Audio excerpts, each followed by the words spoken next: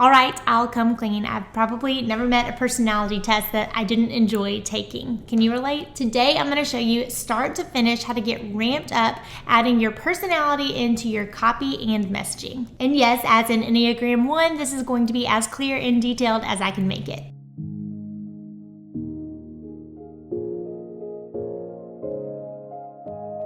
When I was a little girl, my best friend Camilla and I used to run into her big sister's room, grab a huge handful of 17 magazines, and then run back into Camilla's room and fill out as many of those quizzes as we could. Even in this day and age, it seems like we are all craving some sort of self-assessment or personality diagnosis, right? Everyone loves a good online quiz. But how do you marry that unique personality of yours with all of the words that you're typing online as you market your creative small business? When it comes to figuring out your brand voice and how it stems from your unique personality, there are 3 T's to keep in mind to keep this process super simple and fun. The first T is tempo. Tempo is the musical quality or the cadence of a voice. Is it short and staccato and abrupt? Or is it more flowing and elegant and lilting? Do you talk fast? Do you have a slow, drawn out drawl? And how long are your sentences? Do you tend to write longer and talk in long sentences? Or do you have quick, shorter, more jabbing bursts of energy in your sentences? To get you started here on the first T, here's something fun that you can do, and it's a little bit of seeing how the sausage is made. It's a bit of our client process. I hate that how the sausage is made phrase, but you get what I mean. When I'm talking in other brands' voices as a launch and website copywriter,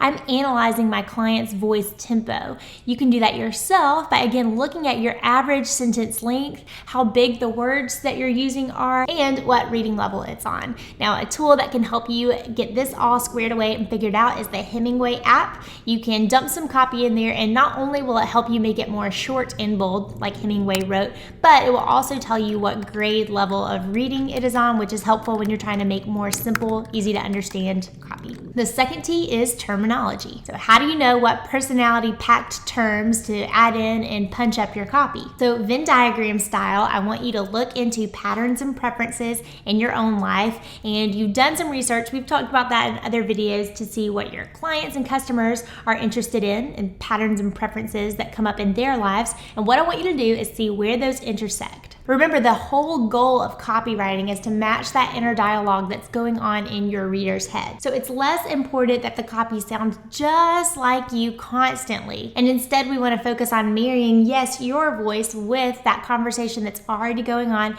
in your reader and your audience, customer, client, prospect, whatever you want to call them. We want to match the voice that's going on in their head. We got to Venn diagram all this. Peppering in little personality bits of your voice isn't something that we want to do either. That would be like the copy equivalent of a dubbed video. Instead, we want that terminology that you are into, that your audience is also into, to naturally bubble up when you're telling stories and communicating your message. A pro tip is to steer clear of putting these things into really important messages, specifically a unique value proposition, unique selling proposition. My students know I just call that your onlyness factor. But little terms that go with your personality go great in email marketing copy, in micro copy, in your social media captions, etc. Likewise, what mascots or symbols do people think of when they think of your brand? My client Jenna Kutcher has talked about mac and cheese a lot, and she's woven that into her brand before. And you see too how that makes her relatable to her ideal client who likely grew up eating mac and cheese on Friday nights too. I talk about champagne a lot, not just because I like it and I love the brand Veuve Clicquot because of the female entrepreneur that was behind it, but I also use it as a metaphor for how copy can welcome your clients and customers. Emily Lay uses the symbol of pineapples and talks about hospitality a lot. Not only are these visual cues, but they are also extended and woven into the copy for each of these brands. Finally, the last T, tone. I saved the hardest for last. You're welcome. This one can get tricky, so I really want to just simplify it for you. We want to pinpoint your personality tone with this one. And one way to do it is to tell me what adjectives your friends and your family think of when they are describing your brand. Yes, you should probably ask them this. A good tone gets the emotional response that you are looking for from particularly a higher paying clientele, especially for those of us that offer what could be considered a luxury, something you don't really need in life. A good tone gets that emotional response that you're looking for from your higher paying audience. Your tone can be nerdy, innovative, minimalist, cheerful, whimsical, classic, expensive, dependable, romantic, condescending, patriotic, joyful, shocking, spooky,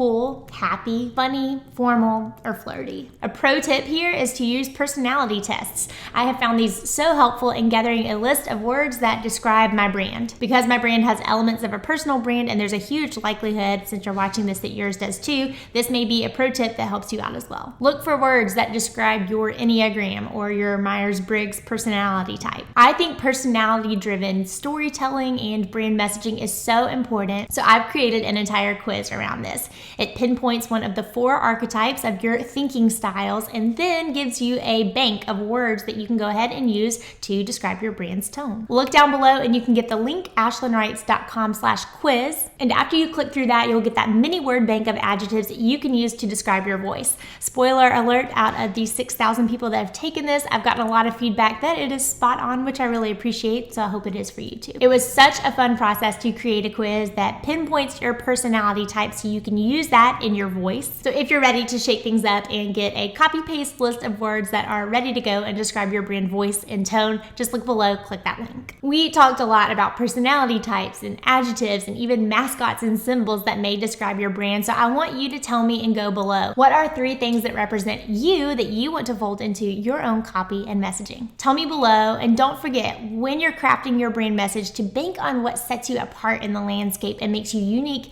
and different. Lean into that. I will be here every step of the way as you do that. If you liked this video and found it helpful, hit that subscribe and like button below, and I'll see you in the next video.